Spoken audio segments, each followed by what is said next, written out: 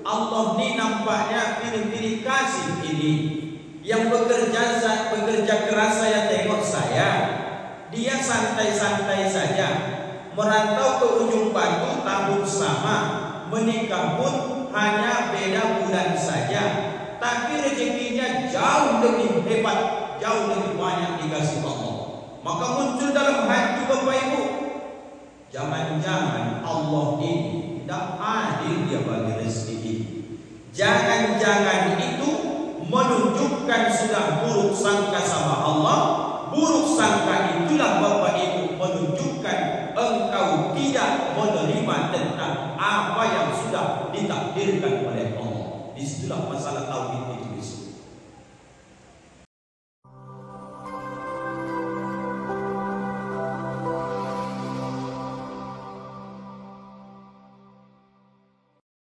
Bismillahirrahmanirrahim. Assalamualaikum warahmatullahi wabarakatuh.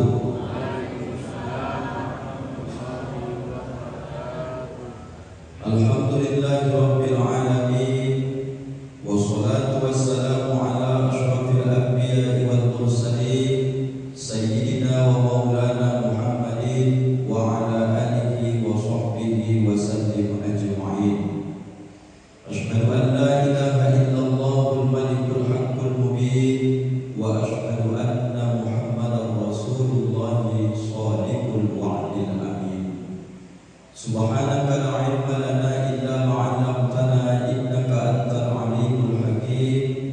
Wa qala rabbi shrah li sadri wa yassir li amri wahlul 'uqdatam min lisani yafqahu qawli.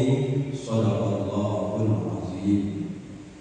Orang-orang tua kami, para alim, para ulama, tokoh masyarakat, nenek mama, pemerintah desa yang sangat kami hormati dan kami muliakan, serta kami doakan kepada Allah semoga kita semua yang hari ini masih diberi Allah kesempatan hidup bisa kita manfaatkan semaksimal mungkin, mengumpulkan amal-amal soleh sebagai bekal kita besok menghadap Allah Subhanahu wa ta'ala.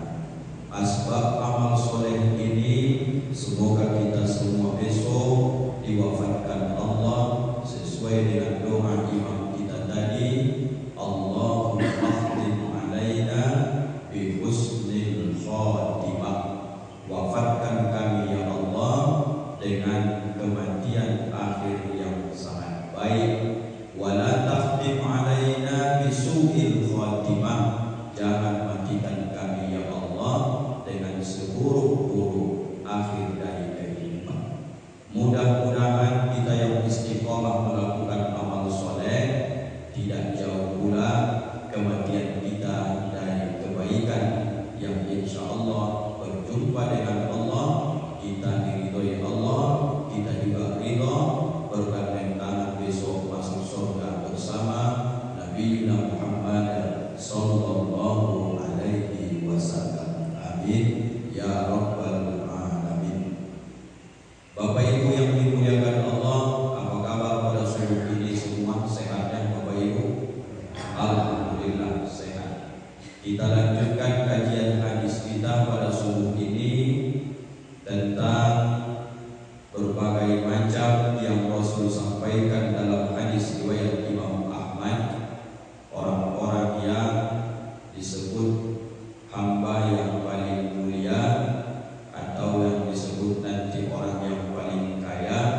Baru kemarin waktu subuh di bulan lalu baru dua yang kita bahas. Insya Allah subuh ini akan kita lanjutkan kajian hadis ini. Mudah-mudahan nanti menambah qira'ah semangat kita dalam beramal insyaallah. Bismillahirrahmanirrahim. An Abi Hurairah radhiyallahu anhu qala, dari Abi Hurairah, mudah-mudahan Allah meridhoinya, bersabda Rasulullah sallallahu alaihi wasallam, ittaqil maharima takun a'badan nasi. Takutlah kamu, kata Rasulullah, kepada hal-hal yang diharamkan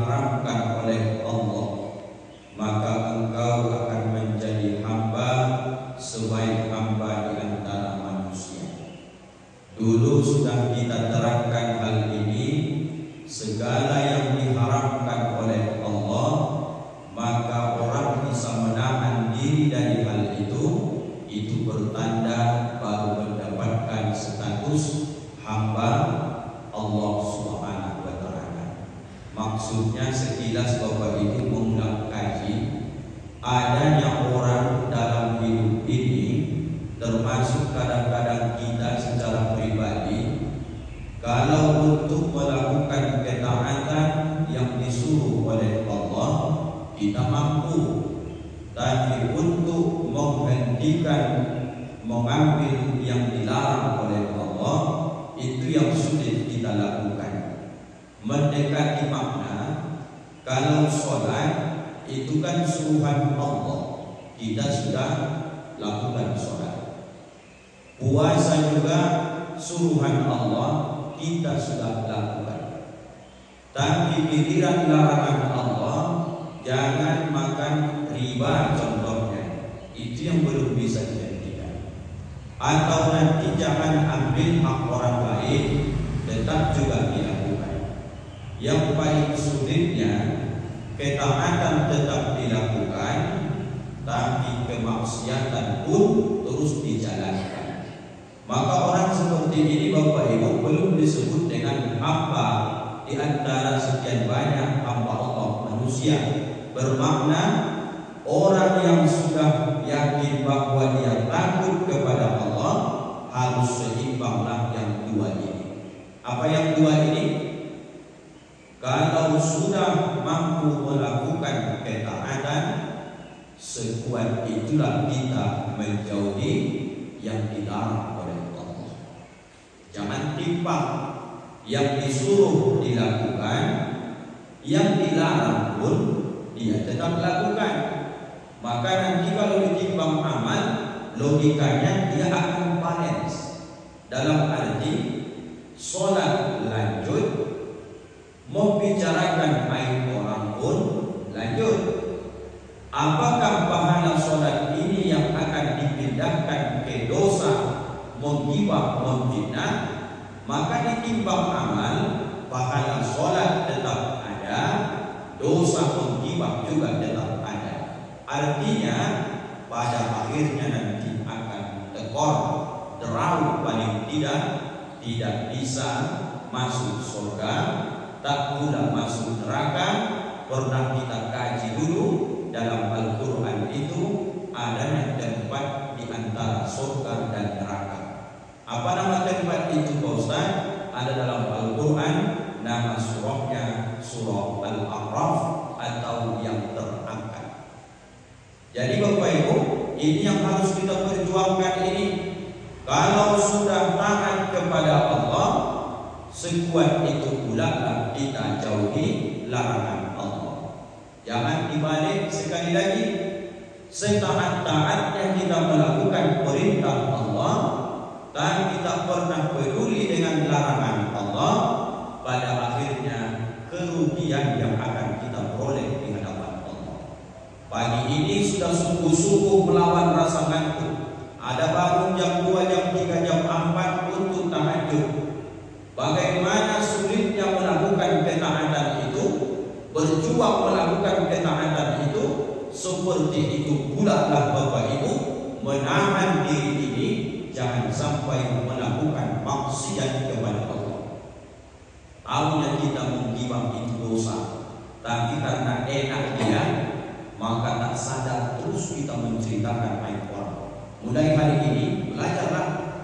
Enak memang menggibah, menggosip, memfitnah, tapi karena ingat itu adalah larangan Allah, tahan sebagaimana menahankan ngantuk ketika kita melakukan ketaatan kepada Allah. Jadi Bapak Ibu, itu yang disebut dengan ittaqullah, bertakwa kepada Allah. Jadi sebanding yang dua ini. Dan tidak berpanjang karena sudah dibahas pertemuan yang lalu. Yang kedua, warda bima qasamallahu laka takun agnan nas. Ridholah engkau terhadap apa yang sudah menjadi ketetapan Allah laka bagimu, takun agnan nas, maka engkau menjadi orang yang kaya di antara manusia. Artinya kuncinya Bapak Ibu, membuat diri ini supaya ridho, ikhlas apa yang sudah ditentukan oleh Allah. Inilah rukun iman yang paling tinggi. Berapa rukun iman itu Bapak Ibu? 6. Percaya kepada Allah, percaya kepada malaikat, percaya kepada kitab, percaya kepada Rasul, percaya kepada hari kiamat, percaya kepada qada dan qadar Allah. Percaya kepada Allah, sudah tahu kita sifat 20, yang mustahilnya pun 20, yang harus pun kita tahu. Percaya juga kepada kitab Allah, kita tahu kitab Allah yang Dia turunkan berupa suhuf pun kita paham. Percaya kepada malaikat Allah, sampai sifat-sifat dan nama malaikat pun kita tahu insyaallah.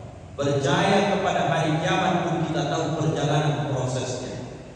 Tapi percaya kepada qada dan qadar Allah, percaya kepada yang ditetapkan oleh Allah, disinilah banyak orang yang tidak mampu Bapak Ibu meyakininya secara utuh. Contohnya, kalau Bapak Ibu masih merasa silau dengan nikmat yang Allah berikan kepada saudara kita, arti silau itu macam mana Pak Ustaz? Lebih kaya tetangga itu ketimbang kita, maka dalam hati muncul, Allah ni nampaknya pilih-pilih kasih ini, yang bekerja keras saya tengok saya, dia santai-santai saja, merantau ke ujung batu tahun sama, menikah pun hanya beda bulan saja, tapi rezekinya jauh lebih hebat, jauh lebih banyak dikasih Allah. Maka muncul dalam hati Bapak Ibu, jangan-jangan Allah ini tidak adil Dia bagi rezeki ini. Jangan-jangan itu menunjukkan sudah buruk sangka sama Allah. Buruk sangka itulah Bapak Ibu menunjukkan engkau tidak menerima tentang apa yang sudah ditakdirkan oleh Allah. Disitulah masalah tauhid itu disebut. Jadi kalau mengenai tentang beriman kepada Allah, sudah lulus kita insyaallah Bapak Ibu. Tapi tentang masalah rezeki yang kita contohkan yang diberi Allah kepada orang lain, kemudian kita tidak ridho dengan keadaan kita hari ini dibuat Allah, muncul dalam hati menggerutu. Kenapa dia lebih pintar dari saya? Kenapa dia lebih kaya dari saya? Kenapa rezekinya lebih lancar dari saya? Kenapa dia lebih dari saya? Makna itu, maka dia mulai protes dengan Allah. Orang yang protes dengan Allah, apa kata Allah dalam hadis qudsi? Siapa yang tak ridho dengan ketentuanku, kata Allah, silahkan dia cari Tuhan selain daripada aku. Bayangkan itu Bapak. Jadi awal ini sistemnya hamba ini Bapak Ibu, sistem menerima sebenarnya. Yang awak lakukan, apa yang dia suruh awak kerjakan, apa yang dia larang awak tinggalkan. Kemudian keputusan itu ada sama dia, terserah Allah. Mau dikasihnya kita miskin, terima saja. Dikasihnya kita nikaya, alhamdulillah. Dikasihnya penyakit, terima saja. Maka sering dikaji hadis ini, menakjubkan orang yang beriman, sifatnya ini akan berputar-putar dengan dua perkara. Asal kau dapat nikmat, bersyukur dia kepada Allah. Asal dia dapat sesuatu yang tak enak, tak sesuai keinginan, maka dia bersabar dengan Allah. Sabar di sinilah Bapak Ibu letaknya. Wallah bima qasamallah, ridho dengan apa yang sudah ditetapkan oleh Allah. Kalau ada kita yang hadir ini sudah merasa ridho dengan apa yang diberikan oleh Allah, apapun hari ini bentuk kehidupan dan rezeki yang ditetapkan Allah, ikhlas, lapang hati, tidak merasa menggerutu dalam hati tentang apa yang ditetapkan Allah sampai hari ini. Agnanas, engkaulah sebenarnya orang yang paling kaya di antara sekian banyak manusia. Makna kaya di sini apa nih Pak Ustaz? Orang yang paling bahagia, paling senang dalam kehidupan ini. Tidak ada lebih dari itu lagi Bapak Ibu. Jadi Bapak Ibu yang dimuliakan Allah, harus kita pahami betul-betul bahwa orang kaya, orang miskin, orang sehat, orang sakit, laki-laki, perempuan, anak-anak, remaja, dewasa, orang tua, kakek, nenek, bapak, ibu, semua yang bernama manusia di atas dunia ini, kalaulah mau dia sejenak merenung apa yang awak cari dalam kehidupan ini, semua pasti menjawab ketenangan Bapak Ibu. Lalu di mana letak ketenangan itu? Dalam hati. Apa isi hati ini supaya tenang? Dia ridho dengan apa yang ditetapkan oleh Allah Subhanahu wa ta'ala. Senanglah, tenanglah hidupnya itu. Kalau sampai dia selalu menengok yang lebih dari orang ketimbang dia, saat itulah ketenangan, kebahagiaan itu hilang daripada dirinya. Itulah yang menimbulkan darah tinggi, itu yang menimbulkan asam urat, itu yang menimbulkan penyakit jantung koroner. Apa kaitannya? Karena koneknya hati tak lulus dari penyakit-penyakit yang ada dalam dirinya. Berhati-hati Bapak Ibu. Maka nomor 2 ini bentuk ditanamkan dalam diri kita. Ya Allah, yang pertama caranya saya berbaik sangka dengan apa yang sudah Kau berikan ya Allah. Apapun hari ini yang terjadi, ini pasti yang terbaik ya Allah. Tugasku hanya ikhtiar, berusaha, aku doa, aku serahkan kepadamu, namanya tawakal. Terserah Engkau ya Allah apa yang Kau takdirkan dalam kehidupan ini. Mau miskin, mau kaya, yang penting aku ridho apa yang Kau berikan ya Allah. Takun agnan nas, jadilah Engkau apa yang paling bahagia, paling kaya di antara manusia. Yang ketiga Bapak Ibu, wa ahsin ila jarika takun mu'minan, dan berbuat baiklah kamu ila jarika kepada tetanggamu, takun mu'minan, maka engkau jadi seorang yang beriman. Kenapa Bapak Ibu dikaitkan Rasulullah taruhan iman dengan berbaik kepada tetangga? Karena memang dalam hadis yang lain pun, la yu'minu ahadukum, tidak berimannya seorang di antara kamu kecuali dia bisa aman dari gangguannya apa yang disebut dengan tetangganya. Bermakna hadis itu Bapak Ibu, orang bisa diukur tingkat keimanannya kalau kita, mohon maaf, bertanya kepada orang yang di samping rumahnya. Pemahamannya mudah ini Bapak Ibu. Kalau ingin Bapak Ibu tahu Ustaz Rangkuti ini baik atau tidak, Bapak Ibu jangan tanya sama saya. Sekali lagi Bapak Ibu, kalau Bapak Ibu ingin tahu Ustaz Rangkuti ini baik atau tidak, Bapak Ibu jangan tanya sama saya. Maka saya akan menjawab, saya baik. Tapi ketika Bapak Ibu ingin mengetahui apakah saya ini baik, apakah saya ini orang beriman, tingkatan kajiannya, cari tahu di mana saya tinggal, dan nanti tanya rumah yang paling dekat dengan rumah saya. Itulah jar tetangga saya. Maka tetangga inilah yang memberi kesaksian terhadap diri saya. Kalau tetangga sebelah kiri mengatakan, ya Ustaz itu baik ya, 1 poin. Tanya sebelah kiri, ya Ustaz itu baik ya, dapat 2 poin. Apakah hanya kiri kanan Pak Ustaz? Ada 2 lagi, muka dan belakang. Kalau yang 4 ini mengatakan, memberi kesaksian bahwa kita orang baik, takun mukminan, naik sedikit derajatnya, itulah hakikat orang yang beriman.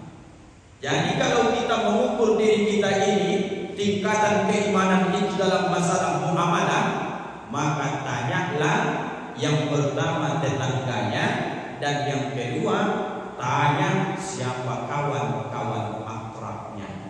Kalau kawan-kawannya menyebut dia itu orang baik, itulah menjadi tolak ukur orang ini adalah orang baik.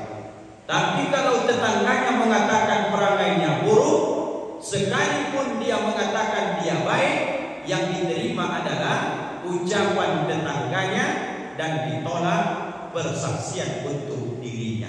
Kira-kira Bapak Ibu paham tak? Mudah dipahami Bapak Ibu. Menilai diri kita baik bukan diri kita, tapi mengambil penilaian orang baik adalah orang yang dekat dengan kita, tetangga kita, dan kawan-kawan yang bergaul dengan kita sehari-hari. Siapa orang beriman tadi? Orang yang baik kepada tetangganya, maka itulah yang disebut dengan orang yang beriman dalam hubungan muamalah. Kalau dinaikkan sedikit gajinya Bapak Ibu, baca hadis lain, iza tobafta marqatan, apabila engkau sedang memasak marqatan. Bahasa marqah itu adalah gulai. Ba'aksir ma'aha, maka kau banyakkanlah ma'aha, airnya, bermakna kuahnya. Artinya orang semakin mantap imannya, semakin tinggi kepeduliannya terhadap tetangganya. Semakin mantap iman seseorang, semakin paham dia bagaimana cara menjaga perasaan tetangganya. Semakin mantap iman seseorang, semakin paham dia apa-apa yang tak disukai tetangganya. Semakin mantap iman seseorang, makin paham dia apa yang membuat tetangganya tak nyaman dari kelakuannya. Sering Bapak Ibu Ustaz ingatkan, kita yang berbatas tanah dengan tetangga, jangan sampai ada tumbuh-tumbuhan pohon kita yang sampai memberatkan tetangga kita. Sepelenya kedengaran kaji ini, tapi banyak dilanggar orang-orang yang sudah taat sekalipun kepada Allah. Pohon mangga, pohon rambutan, pohon yang tinggi besar, pokoknya tumbuh di pekarangan kita, tapi sering daunnya yang layu kering jatuh ke bawah. Yang membersihkan itu adalah tetangga kita di sebelah rumah. Kalau dia menggerutu, sudah cukuplah itu menjadi alasan dia kepada Allah dan menyaksikan di hadapan manusia bahwa kita ini bukanlah orang beriman, bukan orang baik. Apa sebab? Karena kejahatan kita lewat harta yang kita miliki tanpa kita sadari menyakiti hati orang di sekeliling kita. Jadi Bapak Ibu, pertanda orang beriman itu sangat pandai menjaga perasaan tetangganya. Tidak akan dia ganggu tetangganya. Sebaliknya, malah dia berbuat baik ke tetangga dengan cara apabila dia memasak, sengaja dia banyakkan kuahnya. Untuk apa kuah ini dibanyakkan Pak Ustaz? Saking disuruhnya berbuat baik kepada tetangga. Hari ini tak bisa kau bagikan dagingnya, paling tidak kau masak, tercium sama tetangga baunya, kuahnya pun kau antarkan, jadilah supaya hatinya senang Bapak Ibu. Itulah hebatnya indahnya ajaran Islam ini. Intinya jangan ganggu tetangga kita. Wa ahibbanin nas ma tuhibbu li nafsika takun musliman, dan cintailah linnas, bagi sekalian manusia, ma tuhibbu li nafsika takun musliman. Apabila sudah bisa kau mencintai manusia sebagaimana engkau mencintai dirimu, takun musliman, maka engkau disebut dengan orang muslim, orang Islam. Bapak Ibu, kalau dalam hadis 20 itu ada yang menantang pas kita membahas tentang orang beriman dan orang muslim. Doa ketika di qunut nazilah ataupun doa ketika habis sholat yang dibantu imam tadi, Allahumma ansuril Islam wal muslimin wal mujahidin fi Palestin. itu bermakna sedang membentuk. Ada satu hadis Nabi dalam hadis 20 itu. Kalau saya terjemahkan Bapak Ibu, orang yang beriman itu mereka itu laksana seperti satu tubuh. Apabila yang satu sakit, maka yang lain ikut merasakan sakit itu. Artinya yang dirasakan oleh orang lain mampu kita merasakannya. Ini juga barometer tolak ukur keimanan yang mantap, barulah menjadi seorang Islam sejati. Itu artinya. Bapak Ibu hari ini menonton video, tengok orang-orang yang tertimbun reruntuhan di Palestina. Kemudian Bapak Ibu nampak ada anak yang sampai kepalanya pecah, tapi masih hidup. Ada yang kadang-kadang putus kakinya. Hari ini tak bisa ditutupi, nampak di layar handphone kita. Kalau Ustaz tanya sama Bapak Ibu, ketika melihat video itu, apakah dia karena kena bom atau kena tembak atau mungkin kena pantai? Ada enggak dalam hati kita Bapak Ibu merasa kalau yang nampak itu anak-anak, itu adalah anak kandung? Kalau yang nampak itu adalah seorang tua, itu adalah ayah. Kalau yang nampak yang mati meninggal itu seorang ibu, itu adalah ibuku atau saudari kandungku. Ada tidak Bapak Ibu merasa hati itu begitu? Kalau muncul dia Bapak Ibu, maka naiklah dia persaudaraan ini menjadi Muslim sejati. Apa yang dirasakan mereka hari ini di Palestina, awal jauh ribuan jutaan kilometer ke ujung batu rokan hulu, maka muncullah reaksi. Tengoklah reaksinya ini. Ada reaksinya dengan harta, dengan itulah dia merasakan penderitaan saudaranya. Infak dia, dikirimnya hartanya. Maka ada orang yang turun ke jalan, biarpun sebagian mengejek, untuk apa dipuji-puji itu, untuk apa segala macam, menunjukkan imannya itu dan hidup lagi kirah dalam hatinya persaudaraan antara sesama Muslim. Memang tidak ada aliran darah waktu orang Palestina itu, modelnya saja beda. Mereka mancung-mancung, tinggi-tinggi, awalnya udah pesek, hitam, pendek lagi, kan begitu Bapak Ibu. Tapi ketika dipersaudarakan dengan sesama Muslim, sama-sama orang yang beriman, lalu muncul yang berharta sumbang harta, yang punya tenaga dia turun ke jalan kutip dana, dan yang punya pemikiran, punya ide, bahkan dia lakukan dengan pemikiran ilmu yang dia punya. Setidaknya kita Bapak Ibu yang punya media sosial, share lah supaya banyak orang yang simpati. Yang tak bisa pula YouTube tak bisa men-share, apalagi Pak Ustaz. Satu lagi Bapak Ibu, ad-du'a'u silahul mu'min, ad-du'a'u mukhul ibadah. Doa Bapak Ibu, berdoa, jangan sampai berdiam diri. Orang sudah susah payah, kita tidak ada sedikit pun hati terasa terpanggil untuk mendoakan mereka. Padahal Nabi sampaikan, wa ahibbalin nas ma tuhibbu li nafsika takun musliman. Kau cintai orang lain saudaramu sebagaimana kau cinta terhadap dirimu. Sakit mereka harus sakit kau rasakan. Putus tangannya setidaknya kau rasakan sakit itu. Tertimbun reruntuhan, bayangkan kalau kita yang kena musibah itu. Maka inilah disebut Muslim sejati Bapak Ibu. Itulah hebatnya jalan agama ini. Yang terakhir Bapak Ibu, wala tuksirit dhahik fa inna kasratat dhahiki tumitul qalbi. Wala tuksirit dhahik, kata Rasulullah, jangan engkau banyak tertawa. Dalam makna apa Pak Ustaz tertawa ini? Terbahak-bahak.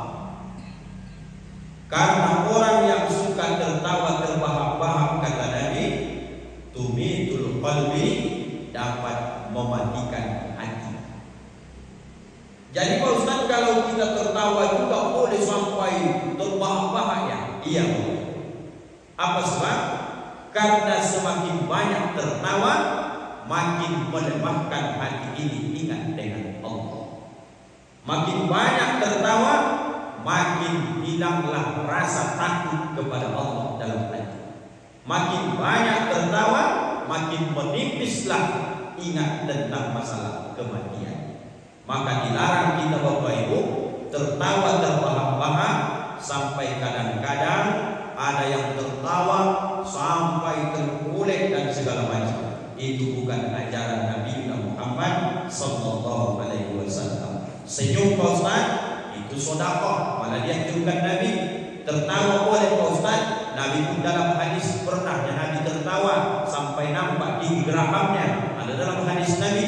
Yang dimaksud tertawa ini tertawa berlebihan sampai terbahak-bahak yang menimbulkan hati makin keras dan bisa dia mati dalam mengingat kematian akan berjumpa dengan Allah Subhanahu wa taala. Hadis ini diriwayatkan oleh Imam Ahmad, dihantarkan oleh Abu Hurairah radhiyallahu anhu. Mudah-mudahan Bapak Ibu apa yang kita sampaikan subuh ini bisa menambah gairah semangat dalam ibadah. Mana yang bentuk suruhan, ayo sama-sama kita maksimalkan untuk mengerjakannya. Mana yang bentuk larangan dalam hadis ini tadi, mari sama-sama pula sekuat tenaga kita menjauhinya. Semoga kita selamat dunia akhirat.